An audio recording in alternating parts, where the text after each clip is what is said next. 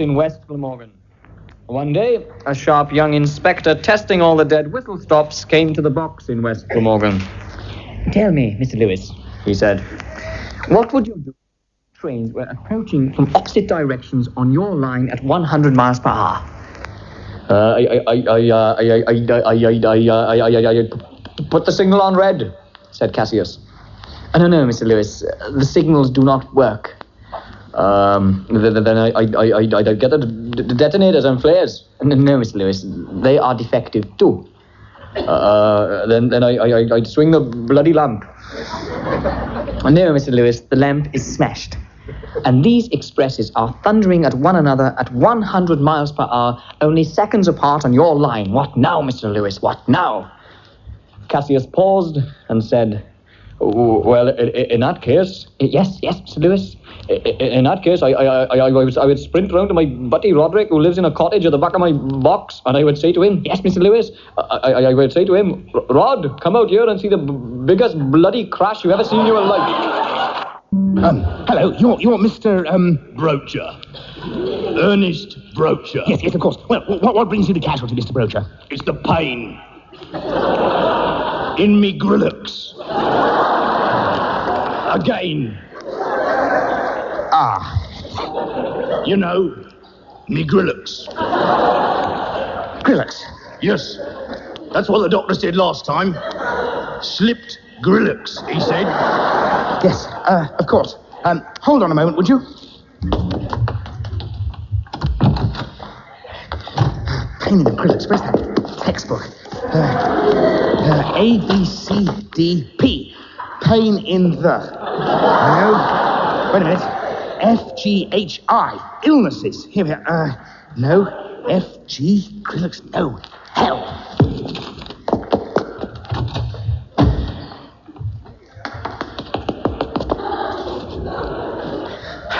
Hello again. How long have you had this pain? Since the war. Yes.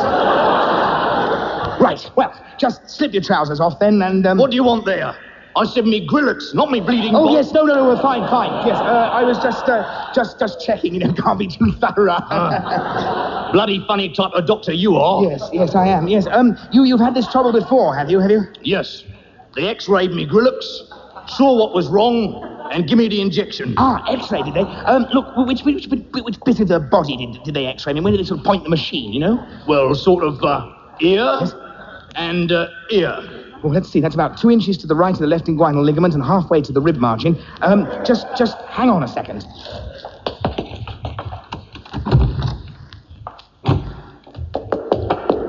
Now then.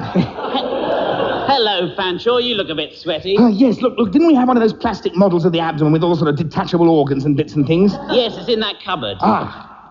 Right, let's have a look here. 2 inches to the right of the left inguinal ligament, halfway up to the bit of the... Hello, Fanshawe. What are you up to? Can't seem to find the grillocks. Well, if you don't put things back after you finish with them, what do you expect? Yes, Dr. Braddleman isn't around, is he? I mean, I don't want to bump into him while I'm not sort of chenned up grillock-wise. Oh, I'd better get on.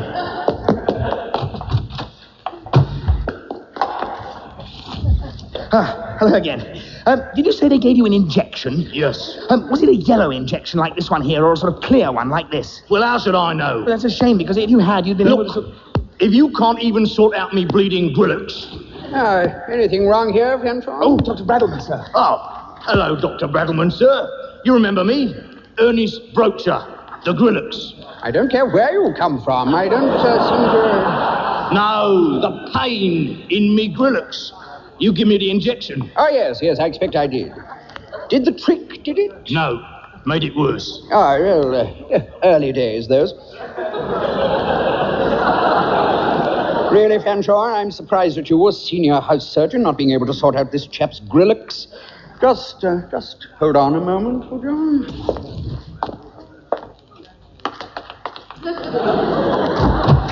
Now, where's the damn textbook? A, B, C, D, P, pain in the... First of all, you see, you need a good lyric. Yes. A lyric that's meaningful and deep with implications for the listener. Yes, Don't it? Like, yes.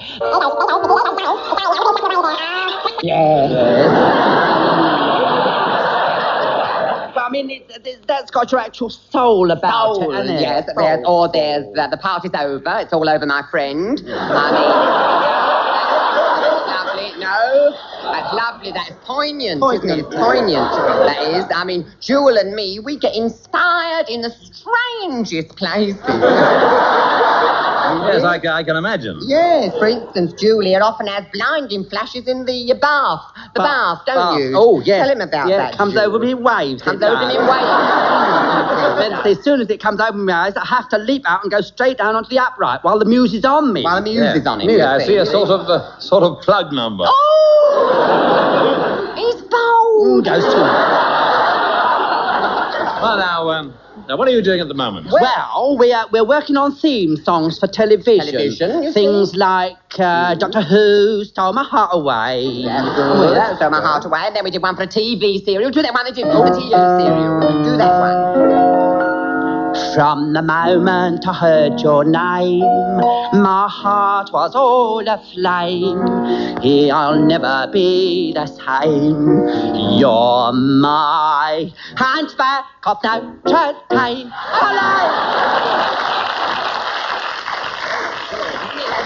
Yes.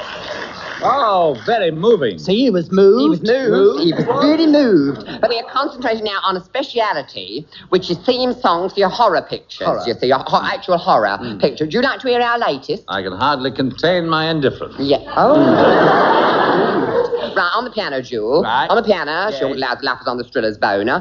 Well, right, on, flex yourself. Down. Flex yourself. You'll flex. Yes. Flex. Aye. Right, vamp till ready. Aye. I said vamp.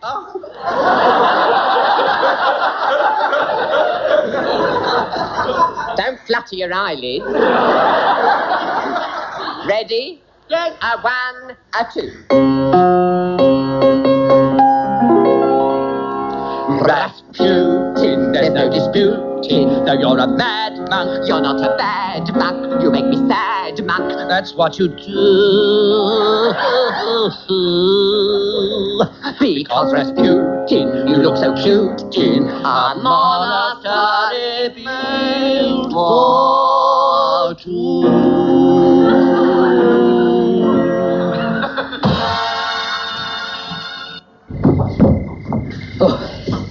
Oh, thank goodness I found you. I'm absolutely desperate. My car has run out of petrol.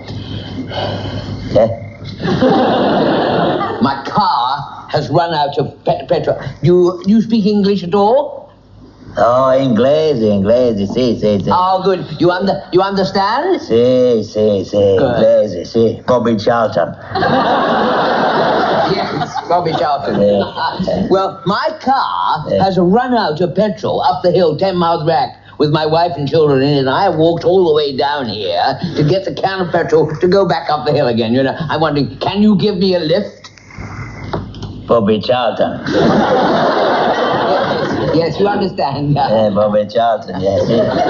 Is that the only English word you know? Bobby Charlton, is that?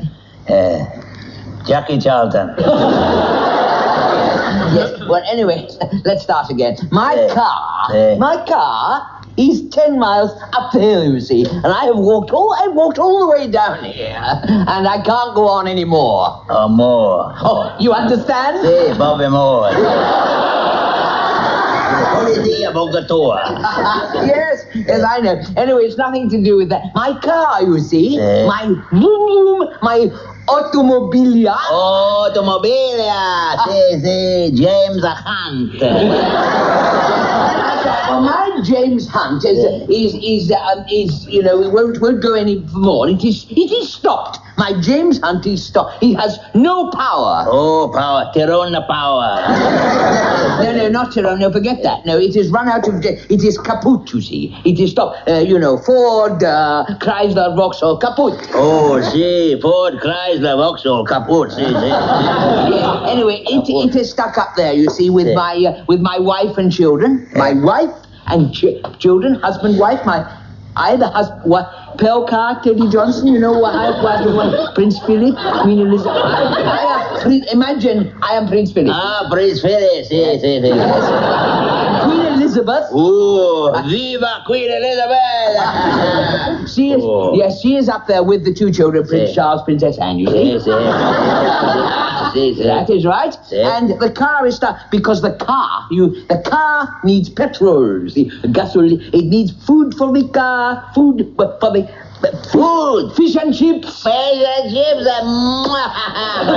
Majorca, fish and chips. That's right. Only I cannot pay you for the fish and chips because I have no money. You see, I am broke. I am Dennis Healy. Oh, Dennis Healy, Silly Billy. However, tomorrow I will be able to pay you when the shop's open and when the banks are open. You are the banks. Banks. Hey, Gordon Banks. Pele. Yes. Anyway, to summarize, I want you to take your James Hunt and vroom vroom up the hill to put fish and chips in my Chrysler Ford Vauxhall. Bring down Queen Elizabeth, Queen Mother, Prince Charles, and bring them down. And I pay you tomorrow when I am no longer Dennis Healy. I pay you for the fish and chips. You see? If you do that, it will be Jolly Bobby Charlton of you. You understand? You understand? I will not be able to pay you until the morning. You understand? What do you say? Harvey Smith. Oh, it's done. We can take it out now. Oh, just wait, Archie. You're going to like it. It's your breakfast. Bacon souffle. Oh, I ain't gonna eat none of that. And what happened to my eggs over easy and my crispy bacon? Well, Gloria and I were talking about creative cooking, and she found this recipe right on the egg carton. See? A cheerful change from the humdrum morning fare. You're a pip, you know that? What day of the week is this? Sunday. And what do I have for my breakfast every Sunday of my life, Edith? Prune juice, just 6 ounces. Eggs over easy, drain the grease. Bacon crispy, drain the grease. Toast 3 slices, buttered lightly, and coffee. Mountain grown. Right. Boy, oh boy, a woman sure has no chance to express herself around you. It's as if she were in prison. She can't grow, she can't change. She's second class, half a person. Hold it there, little girl. Oh, them ain't your words. Where are you getting all that from? Oh, Gloria has been reading a book about women's lib. Oh, jeez. 3 books, Daddy, and I didn't read them. I devoured them. Edith, are you listening to this over here? A dreaded disease is infiltrating our home, and your thought is bringing it in here. I suppose next you'll have you prancing around in hot pants and burning your brassieres. Oh, no, Archie. I'm afraid of fire.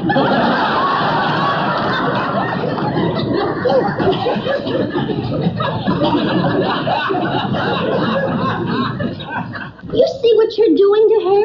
You're choking her spirit, her entire personality. Here's a woman who will never ever realize her full potential, and it's all because of you, Daddy. I just want to eat. Tell him, Michael. Tell him what he's doing to her. Mike, it ain't enough that he's a pinko and an atheist. You're going to turn him from a man into a morphodite? What's a morphodite? A freak with a little too much of each and not enough of neither. But old Weird Harold and I, we called him that because he was 6'9", weighed 50 pounds.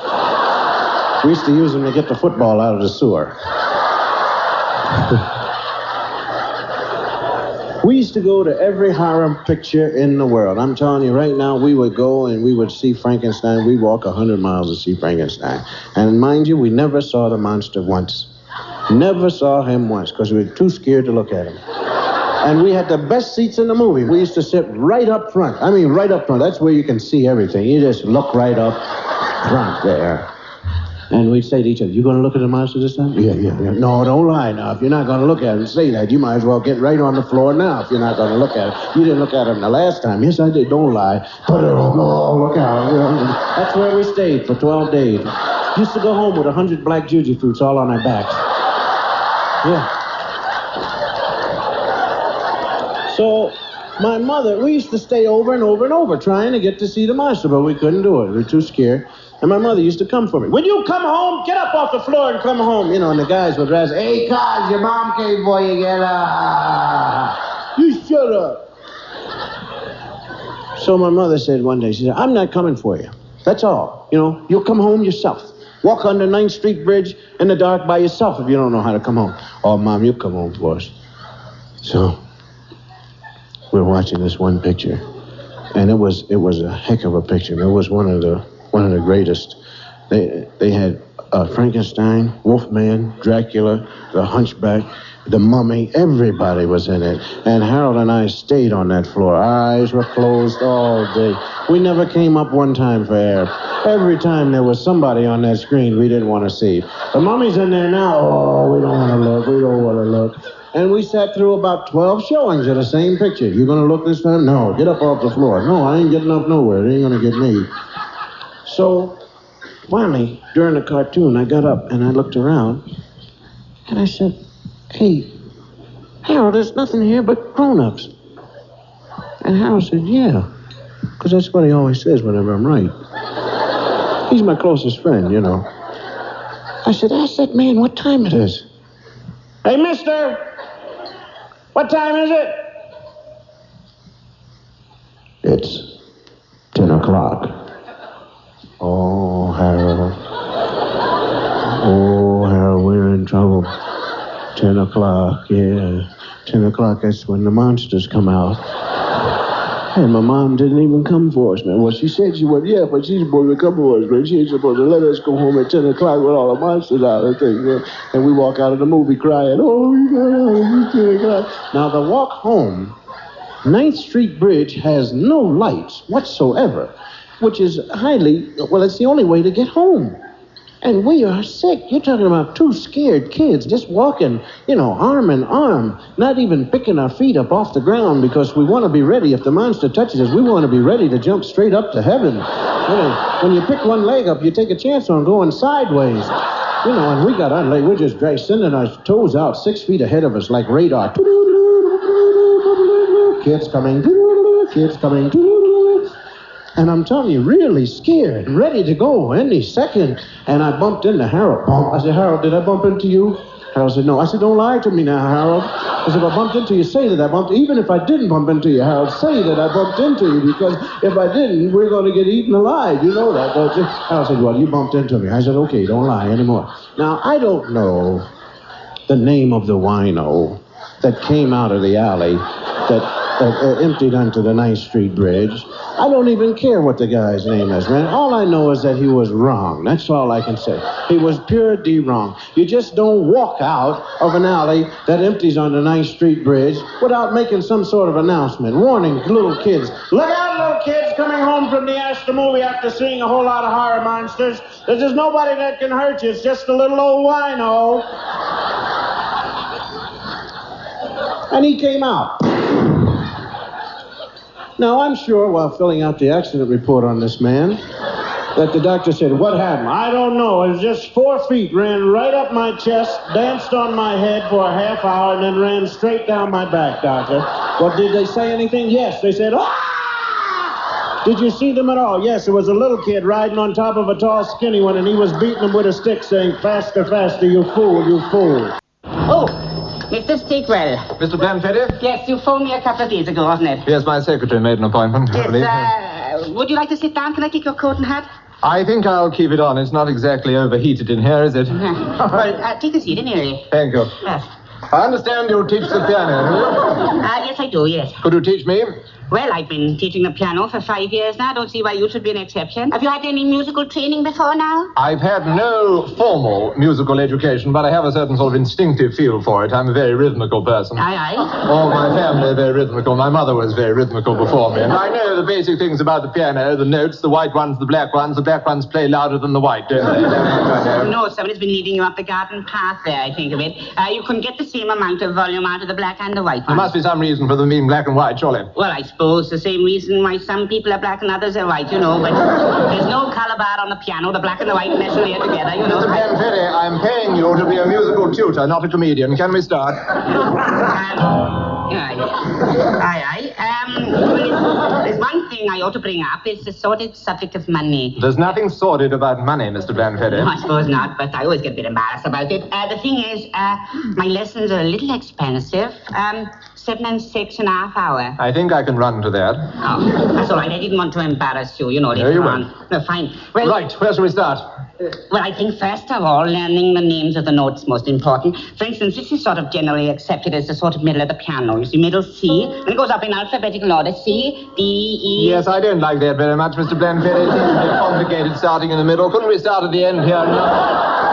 1, 2, 3, 4, 5, 6, 7, 8, 9, 10, 11, 12, all the way up there. Then it'd be quite easy. You'll just shout out the numbers and I can poke my fingers in the dark. 1, 2, 3, 4, like that. 6, 7, 8, 9, 12. Get yourself in a bit of a tangle. I don't think I will. It's a bit unorthodox. It may be unorthodox, Mr. Blanfetti, but I'm in a bit of a hurry. Let me explain one thing. Tuesday fortnight is my wife's birthday. Aye. And I'm very anxious to surprise her with a little sort of musical treat.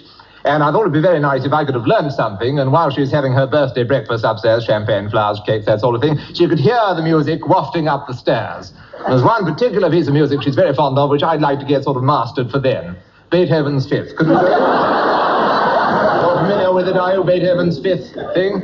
Beethoven's Fifth Symphony? Yes. By Tuesday week? Tuesday week, yes. If you can concentrate on that and get that out of the way, then we can go on to something else later. It'd be very nice, but it'd be a bit of a miracle if you could do that by Tuesday. I could probably get you Blackbird Gavotte with one hand under your belt by next Tuesday week. Mr. Blanfetti, I'm not interested in Blackbird Gavotte with one hand under my belt by next Tuesday. I'm interested in Beethoven's Fifth Symphony. Let's get on with it. It's not going to be easy. Well, I don't know. It's a bit difficult, really. It's an orchestral piece, really. You need an orchestra for it, I've got an orchestra, Mr. Blanfetti. I bought one last Wednesday. Got it in a merger for tax purposes, and I'd like to play with the lads. A nice group of people, a few harps, double basses and things. I'd like to join in. Doesn't really matter if you've got the Welsh National Philharmonic in the backyard. It's not a piano concerto, it's a symphony. There's no piano part in it. Mr. Blanfetti, if it's my orchestra, I would have thought I could come in with what instrument I like at what time I like. I'm sure they'll see it my way if we can put a piano in just like that. Da-da-da-dum, da-da-da-dum. That's it, isn't it? Mr. Stigwell, I must tell you that, some things are a little impossible. Nothing is impossible, Mr. Blanfetti. Let me tell you a few things about myself. I was born with nothing in a minefield. I had a straw in my mouth and that was all. From that, I worked my way up to my current position. I'm a millionaire at 31. I have the largest jute importing business in the world. And how did I get it? Through integrity, strength of mind, and physical fitness. Don't tell me I can't master this. Well, Mr. Stigwell, let me tell you that however rich you are, I can't accelerate the process of musical tuition. How much money do you say? You can't buy musical talent like a pound of sausages. How much money did you say you charged? Well, I charge 7 and 6.5 hours. I'll pay you 50 guineas a half hour. Let's get on with it. Mr. Stigwell, I don't think you understand. I can't be bought. I'm not some sort of a musical harlot. I'll give you 100 guineas an hour. That's more like it, boy, now. Number 4, now. 3, 4, 4, 2, and on. That's right. You'll find the black nose play a bit louder than the white one. In 1940, I luckily arrived in the United States. Unable to speak a word of English, of course, which was a handicap because I found most people over here do. And I tried to learn the language, and I got along as time and a half went by, and I picked up a few words here and there. Mostly there because I hadn't been here yet. But I found that people who speak English sometimes do not understand each other too well, due to the fact that they do not use punctuation marks when they talk. And that is why I invented phonetic punctuation, which means that while we talk, we will integrate punctuation marks by giving them sounds, so that we can underline our sentences as well when we speak as we do when we read and or write. I'll teach you the system. A period sounds like this. Here is a dash. An exclamation point is a vertical dash with a period underneath. Here is a comma. Quotation are 2 commas. If you happen to be left-handed. question mark is rather difficult.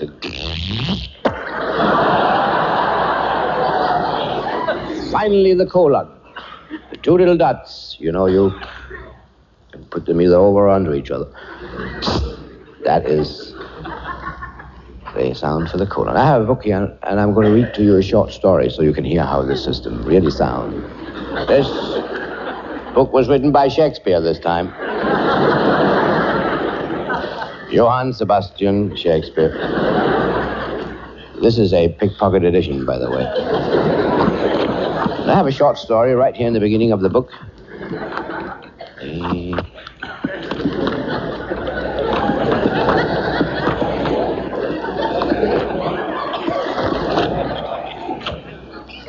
Here it is on page 2.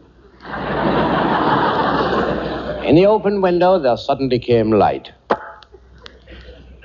Beautiful Elinor sat alone, dreaming of but one thing.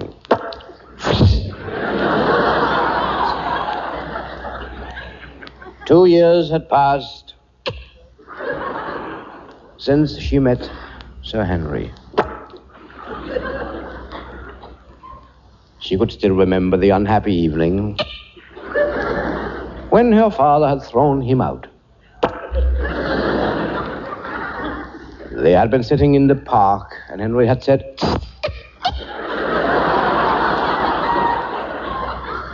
"Darling."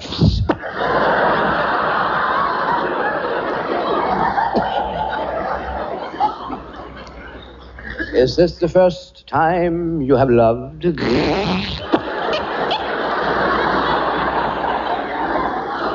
She had answered, "Yes."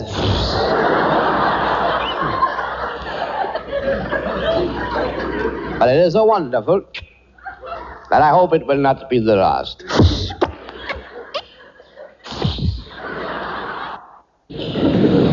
I have here some letters written in answer to holiday inquiries, which we wrote to the Dolomites, and we received some replies in English from Tyrolean landlords.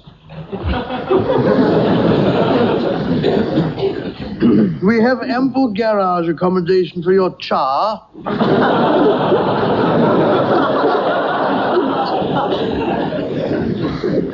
In the close village, you can buy jolly memorials for when you pass away. I send you my prizes. If I am dear to you and your mistress, she might perhaps be reduced.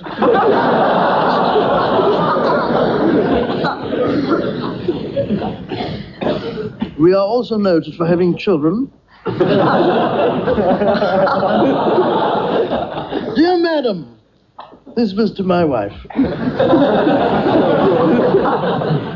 I am honorable to accept your impossible request. Unhappy it is, I here have not bedroom with bath. A bathroom with bed I have.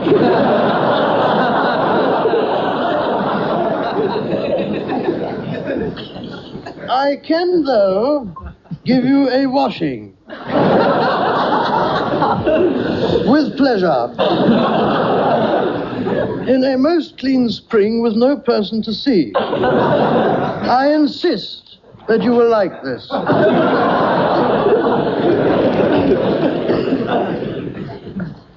I am amazing diverted by your entreaty for a room. I can offer you a commodious chamber.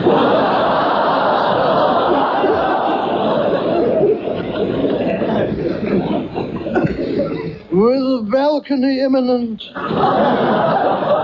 to the romantic gorge, and I hope you want to drop in.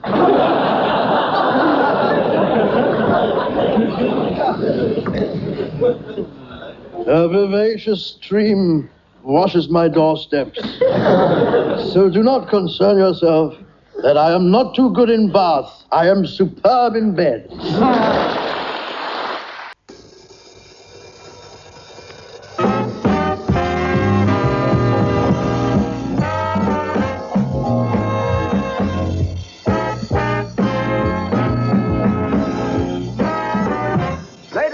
gentlemen, Eric Morecambe and Ernie Wise.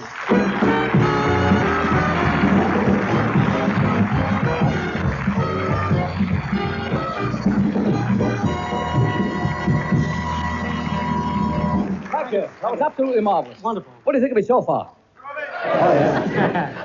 Hello there. It'll be one of those nights. You can tell now. Hello there, ladies and gentlemen. Welcome to the show. You see that? He even has a cue card for that line, even on radio. Carry on, Ern. Carry on, Ern. Hey, that'd make a good title for a film. I prefer carry off, Ern. Eric, please, I'm a professional entertainer. I have a duty to my public. You owe nothing to your public, Ern. Forget him. No jokes, please. Not today of all days. I forgot. Carry on, Ern. Ladies and gentlemen, maybe for the last time... Excuse me. No, I'm sorry, Ern. It's just that I can't believe that it's really happening. I'm sorry too, Eric, but my mind is made up. Ern, I know this can't be easy for you, but let me do it. If you wish. Good Lord. No, I'm sorry about this show of emotion. Today, ladies and gentlemen, it falls upon me to tell you the sad news. Ernie Wise would like me to announce his retirement. Somebody clapped. Ignore him. For years now, Ernie Wise has become part of the British way of life. And you know how bad that is these days. He has been entertaining you now for more than 2 decades. Decades. Pardon? Decades. You'll have to speak up. I haven't got my decades in. Today, Ernie Wise is retiring. Well, that's it then, eh? My retirement has been announced, so I might as well go. Please, Ern. The passing of a great man can't go without a few words. What are you going to do? I'm going to chronicle your doings. Talk about my career? That as well. One man and his fight for stardom. Here, here. Ignore him. Oh, it was you. I'm sorry. I would like you to cast your mind back to a time when you were going around the provinces. Ah, yes. My obligations were fulfilled. Well, they were a hell of a size.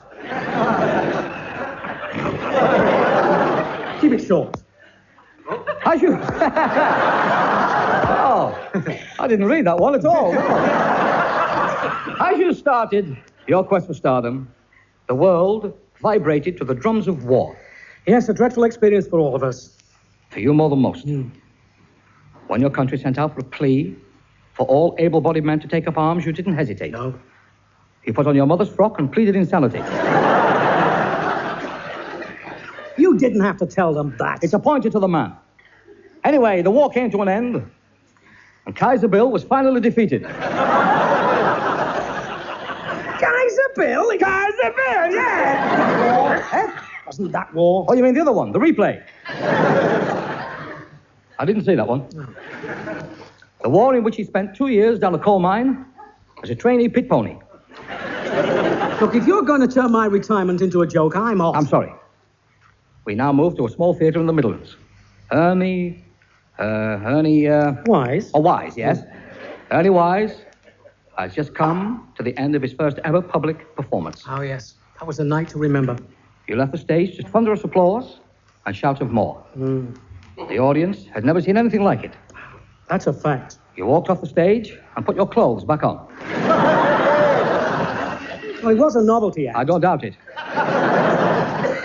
And you got lots of laughs as well. It was different. An understatement. The MD conducted the pit orchestra had to take 6 inches off the end of his button. I do solved a few problems for you, that did, didn't it? Yes, let's be honest. And then, and I can remember by looking at your eyes, then came the turning point. The circus. Yes. I watched you perform as Ernesto and his vanishing ferret. That's right. You came on in a big black cloak. That's right, big black cloak. Said the magic words and your ferret disappeared completely. Yes, it did. 2 weeks after the operation, I went to see you in hospital. Could I ever forget? Do you remember our first meeting? Vividly. It was in the park, and I got a stick and forced that poodle to drop you. It was then we decided to team up and have a go at comedy. We should have tried that. Too late now, anyway. Well, goodbye, Eric, and thanks for everything. I have a little surprise for you. A surprise? The many friends that you have made throughout your career have all chipped in. You mean they've made a collection? The rich, the famous, the talented, and Des O'Connor. They have asked me to present you with a retirement present. A memento. Oh, I've always said it. There's no people like show people. True. Ask any prison warder. And on behalf of your very, very many friends, I am deeply moved to present to you on your retirement this magnificent quarter of pear drops. A quarter of pear drops? If you look inside that paper bag, you will find at the bottom a pear drop inscribed, "Lest we forget Ern." Lest we forget Ern. I did it with a rusty nail. Well, you won't be able to forget Ern because Ern isn't going to retire after this. Oh, don't be rotten. Retire, Ern. No. You've ruined my day now. I'm not. Go on, retire, you rotten devil. I'm not going to retire. Not now, Not Arthur, now, please. Arthur. I decided not to retire.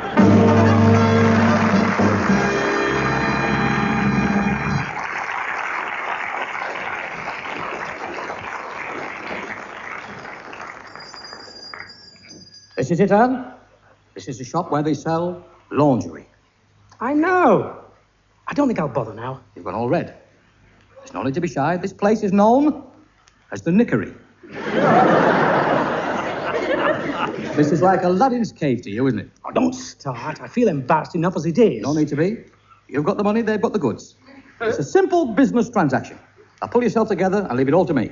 Just don't embarrass me, that's all. Just take a look around, that's all. I could have done with a few of these drawers on my coupon last week. Please, don't make it more difficult for me.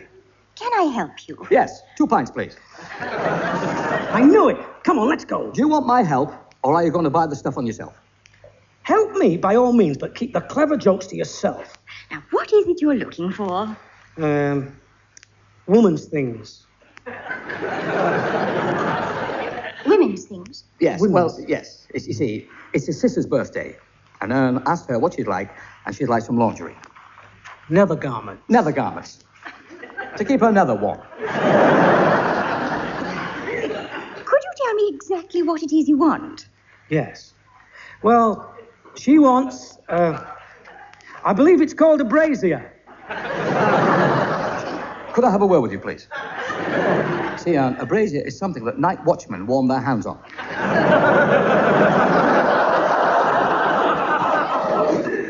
Although knowing your sister, you could be right. You want a brazier? Yes, thank you. What size cups? Cups? That's thrown him. Does she want A, B, C, or large cups? Harry, help me. Well, I've seen his sister, and you can forget completely about cups. A, B, C, or large. Do you have 2 medium-sized buckets?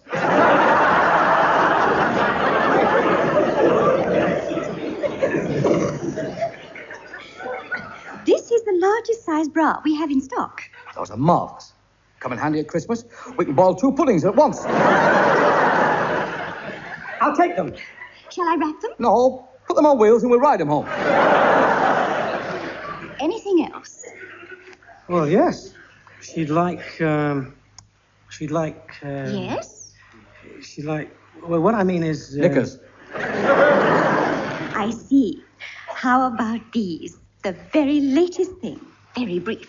Good heavens, no, she wouldn't wear those. Never in a million years. She wouldn't even get them over her feet. Oh, it's nice material, though. Feels nice and soft. You stop that. Cut that out for a start. You're going to be up early in the morning.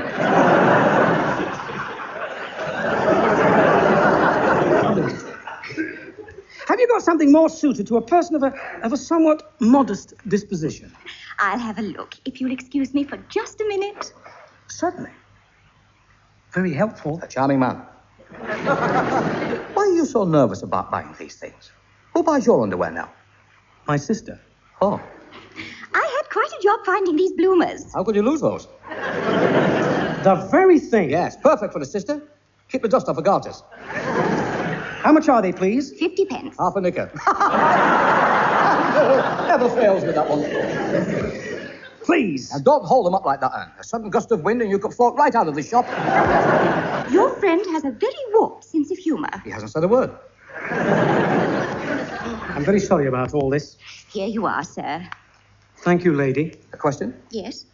Has anyone ever told you that you have the kind of beauty that can drive a man insane? No. I'm not surprised.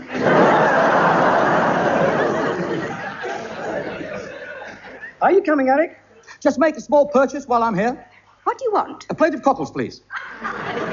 We only sell women's things. There's no answer to that.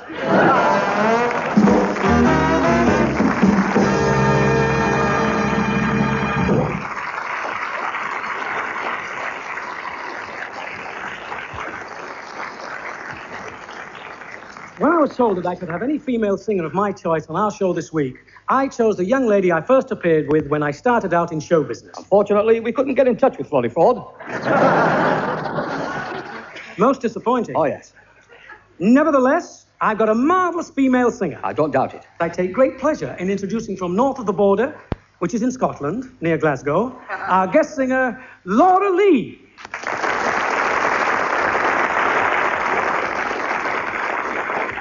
Laura, a great pleasure to have you with us. It's always been a lifelong ambition to appear with you, Ernie. Good Lord. You didn't have to say that. I could see the admiration in your eyes, Laura. I've seen you so many times on television, and I'm a great fan. That is fantastic. Laura, this is Eric Morecambe. Hello, Eric. I'm sorry, but I just can't believe it. Can't believe what? Well, on television, you look so different. How do you mean different? Well, it's just that I've seen you so many times in Dad's Army. You look a different person, Mr. Laurie. Mr. Laurie? John Laurie. I mean, look at him now. The change is fantastic. Just a minute, Eric. You know she's not John Laurie. She's Laura Lee. You knew that all along. I'm sorry about that, Laura. I don't mind, Eric. Shall I do the song now? If you would, Larry. Laura. Laura. I mean, can't you get anybody's name right? It's embarrassing sometimes. Ladies and gentlemen, Leroy and Lee. Not now, Arthur. I'm introducing a female impersonator. Will nothing make you introduce the young lady properly? No.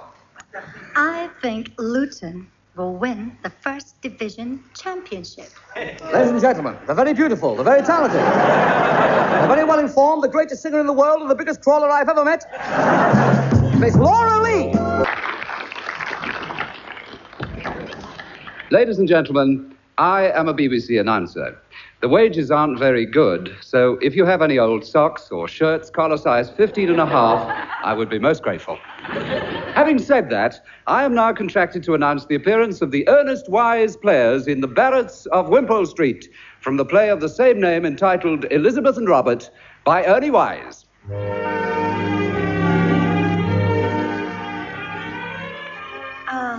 A letter from my beloved Robert Browning. He writes, I'm coming to see you this very day, dearest. I have found a way to trick your father. I know he cares naught for me, so when I arrive, I shall give a secret knock.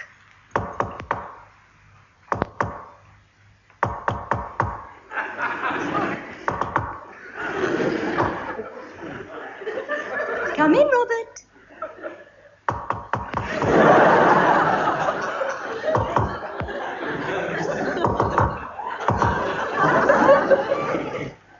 Come in, Robert.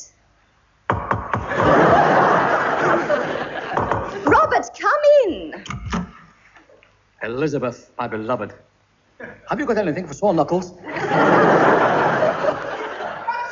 Kiss me, Robert. Very well. Could I have my mustache back, please? And I think I've lost my backstuff as well. You're looking remarkably fit, Robert. I look after myself. Plenty of exercise. This morning I went for a dip in the Serpentine. Swimming in the middle of January? It must have been freezing in that water. Well, I must be honest. When I came out, I didn't know whether my name was Angus or Agnes. I'll explain that to you when you're 21. You must leave, Robert, my love. If my father catches you here, who knows what he might do? Well, let's give him something to really worry about. Well, how? Put your bustle on back to front. That'll shake him. But, Robert, my father, he is without. A nasty thing for a man of his age. I hear father coming now. You must hide quickly. I'll hide under this tiger skin rug. Get under the tiger skin rug quickly. Right. Elizabeth, my dear daughter, the fairest flower what I have ever seen. More! What was that? I didn't hear anyone shouting, more, more. That's all right, then. You look distraught, Elizabeth. Is it any wonder that I should appear so, Father? You know how truly I love Robert, yet you refuse him the hospitality of our house. The man is a blackguard and a bounder, him and his poetry. I love him, and he loves me. Let me see that letter which you are trying to hide behind your person. It is a love poem from my dear Robert. I insist that you show me that letter. Mind the rug.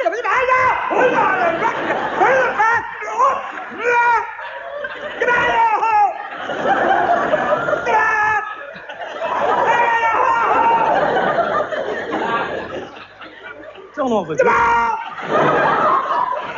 So it's you! Come out here at once. That tiger skin was full of Rice Krispies.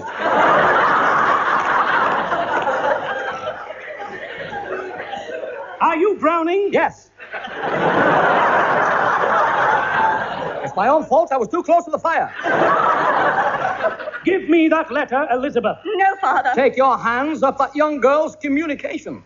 I want to see what filth you've written to my daughter. No, Father. These words of love are for my eyes alone. I'm not ashamed of what I've written to your daughter. I'm proud of my little love poem. I'll read it myself. Robert, no. Read it, sir. I'm going to. It's good, this is. I sit alone. The firelight flickers.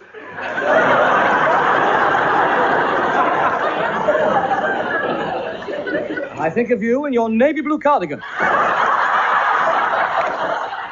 Get out of this house! What's wrong with that? Cardigan, I said. Nothing else. It's all in your mind. Out! Father, have you no mercy? And I think of you in your navy blue cardigan. Oh, you like it now, do you? Out! The boy stood on the burning deck. The flames, he couldn't swat them. They shot right up his trouser leg and burnt him on the... Out!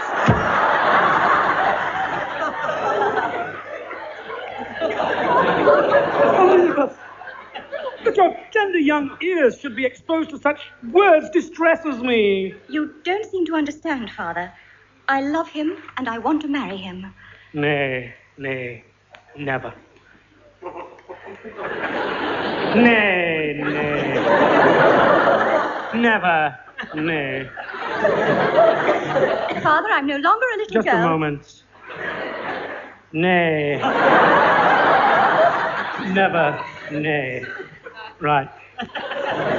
I am no longer a little girl, and you can't keep me here with you forever. I intend to marry him. My dear, I want you to marry. I just want you to marry someone respectable, with a responsible position in life. Someone like the vicar. Come in. Peace be with all of you in this house. Good afternoon, vicar. Good afternoon, my son. There was a young man of St. Paul's who fell in the orchestra stall. It's you again! He got tight, but get out of this house! Oh. Father, please. Robert, my love, I would like you to hear a poem that I have written for you. Poetry? Bah. Ignore Larry the Lamb. Read me a poem. Oft have we walked through leafy bars.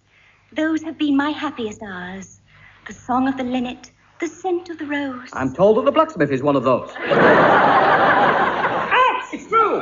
Have you seen the way he holds a horse's leg? Out! Why do you dislike Robert so? Is it because he earns his living as a poet? He's no good, and I distrust all writers. Perhaps he would be happy if I married a common laborer. My dear, I only want what is best for you. Lots of young society girls are marrying artisans these days. If you were to marry a painter, I wouldn't care what he looked like. Even if he looked like that Toulouse, what's his name? Come in. Mon ami. It's Toulouse, what's his name? Oui. There was a young lady from Nice who went to a hotel with a piece. It's you again. It's me again. Oh, one night he got tired, went to bed in his bed. Got out. Father, I wish to hear Robert's poem. Please carry on, my dear. Thank you. Arsenal. Whenever, darling, we're apart, I feel a pain deep in my heart. Beautiful. Don't listen to your father and his ugly rumors. It's cold outside, so wear your gloves. Out! up? What's the matter with you? Leave this domicile. Get your hand off that. That's not nice. I'll not have my dear daughter's ears sullied by you and your dirty ditties. Clean my dishes, huh?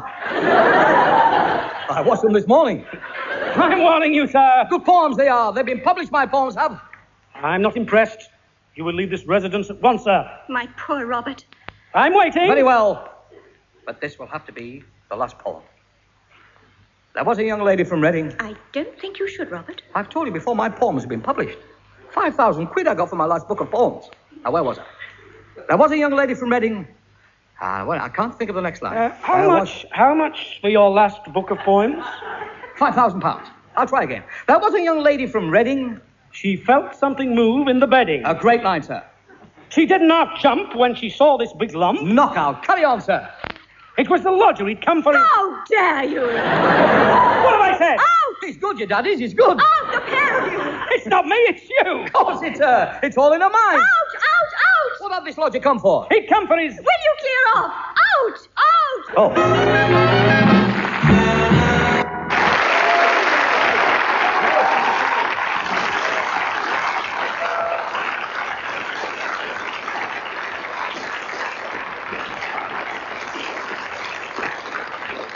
You've been listening to the Eric Morecambe and Ernie Wise Show with Anne Hamilton, Arthur Tolcher, and me. Their singing guest today was Laura Lee, and Dennis Wilson and his orchestra supplied the music. The script was written by Eddie Braben. Not now, Arthur. The Morecambe and Wise Show is produced by John Rowell. In search of field material, I went down for the weekend to Tally Off, the country home of Lord Fawcett and his wife, Lady Fawcett, the tap dancer. When I arrived, Lady Fawcett was seated at the harmonium. Good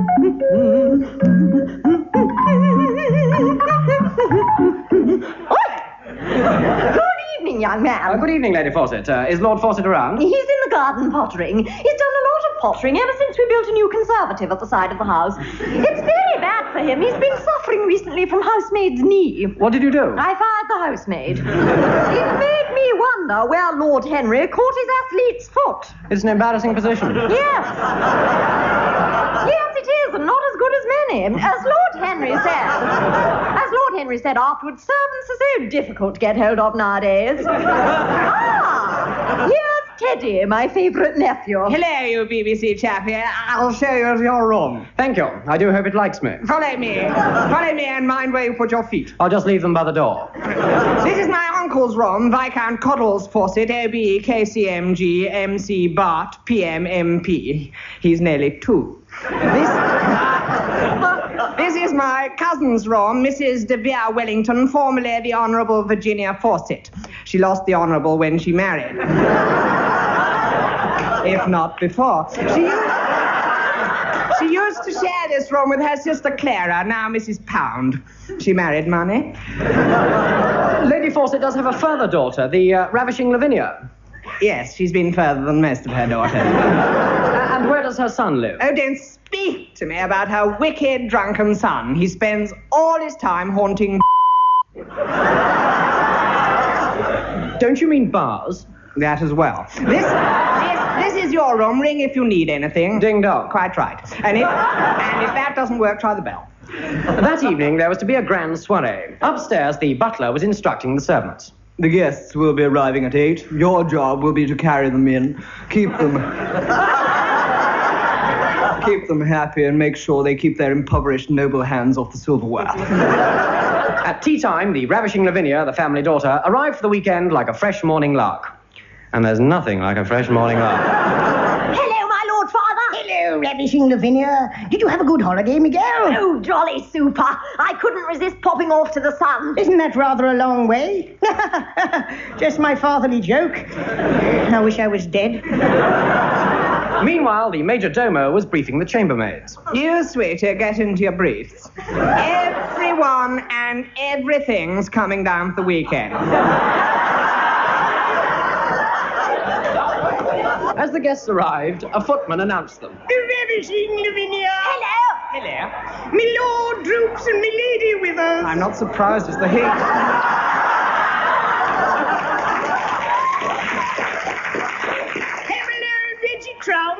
Ladies and gentlemen, drinks are now being served by the swimming pool. Well, how clever. We get the butler to serve ours.